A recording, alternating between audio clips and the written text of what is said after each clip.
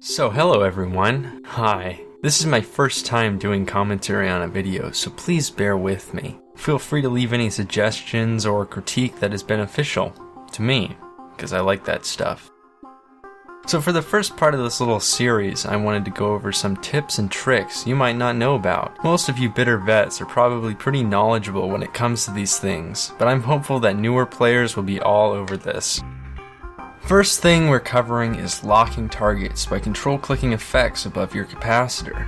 Having a hard time sorting through your overview for that pesky little shit? Got you covered. You can hold control if you're using default key bindings, that is, and it's simple. Click the doohickey and it will lock whoever has that set effect active on you. You can click it multiple times to target other ships that are using the same effect as the first guy. You can also hover over it to see how many modules of that type they have active on you, and you can right click them to get that lovely option box we're all so fond of. While we are talking about clicking active effects, you can also click your effects on other ships to turn off your active modules. This is especially good to know if you ever want to fly Logi effectively in the field. This will help you manage multiple modules actively spread across a fleet. And speaking of fleets, there's this thing called broadcast history. It's really nice. You should definitely use it more. Through this, you can communicate with your fleet mates more effectively. You can also hold control here and click broadcast to target the broadcaster's ship. If you were using right click before, I'm sorry you didn't watch this sooner, but we aren't here for something normie as that. We're here for the color coding. You can also see who looted what using the fleet window. In case you haven't found that option before, here it is. You can always know who took the blinged mod. Fleet composition is also here. Useful stuff. Okay, so now another bit of tips. Ever wanted to easily know who the +1 in local was? You can select Control A while clicking in the local chat window. This will select every character currently in local. This is good because any new guy who jumps into local won't be highlighted. Easy way to keep track of who is entering and exiting a system. Also, you can copy and paste everyone in local into a text document. Not sure why you'd want to do that, but you can. The more you know. Heavy interdictors cannot receive outside aid while their warp disruption field is active. This goes for Infinipoint, as well as the bubble. Can't break the Logi while being scrammed by a hick?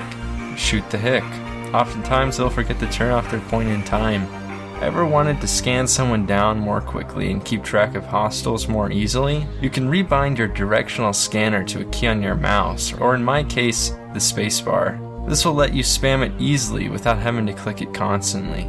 Explorers take note, or if you are excited by the thought of scanning some AFK casuals, you can bind your probe size, both size up and size down, to something like page up and page down. This makes scanning more efficient, at least for me. Most people have those two keys on the side of their mouse that are usually bound to page forward and page back. In EVE, I'd recommend binding those to something like drones attack and drones return. It just makes the whole process of managing drones much easier. If you only say explore, you can bind these to probe size up and size down instead. Ever see someone web a freighter in HiSec? This is actually a method to make moving large ships much quicker. I won't go into the nitty gritty, but when speed's slow, web makes speed even slower. Slow speed is now much faster compared to slower speed, meaning that the little bar at the bottom is now ripe for warping. Ship warps instantly after webs are applied. This can be repeated every jump until the ship reaches its destination. This works on anything, so make sure you scrim or point something before webbing it, or you'll be webbing the person you're trying to catch quite literally into warp.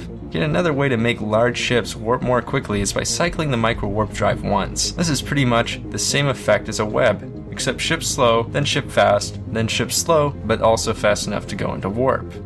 You don't even need to be aligned for this method to work. I hope you learned something new. That's all for the first part. Sorry if this caused you undue pain. Subscribe if you want to watch part 2. I'll be talking about overview stuff.